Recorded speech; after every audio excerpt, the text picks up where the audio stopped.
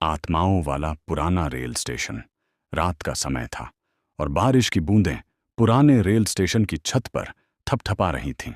Station सुनसान था, पुराना और टूटा फूटा। अंजलि, एक युवा लड़की, ट्रेन पकड़ने के लिए वहां रुकी।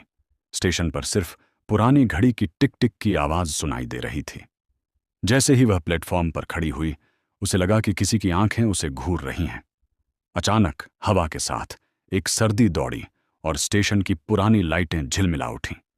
अंजलि ने देखा कि प्लेटफॉर्म के कोने में एक धुंधली परछाई चल रही थी। जैसे ही उसने करीब जाने की कोशिश की, परछाई अचानक उसके सामने प्रकट हुई।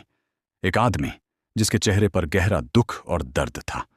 उसकी आंखों में अजीब सी चमक थी और वह कह रहा था, तुमने मुझे देखा? तुम्हें याद है? अंजलि के दिमाग में अचानक से अतीत की तस्वीरें आने लगीं। यह वही स्टेशन था, 100 साल पहले, जहां उसका पिछला जन्म एक रेल दुर्घटना में खत्म हुआ था। वह भी उसी परछाई की तरह किसी और को चेतावनी देने की कोशिश कर रही थी।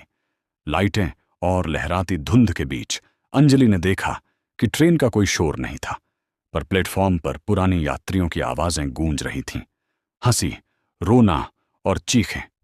अचानक वह महसूस करने लगी कि उसके हाथों में पुराने टिकट की नमी और किसी अज्ञात हाथ की ठंडक है। अंत में जैसे ही ट्रेन की आहट आई, परछाई धीरे धीरे धुंध में विलीन हो गई।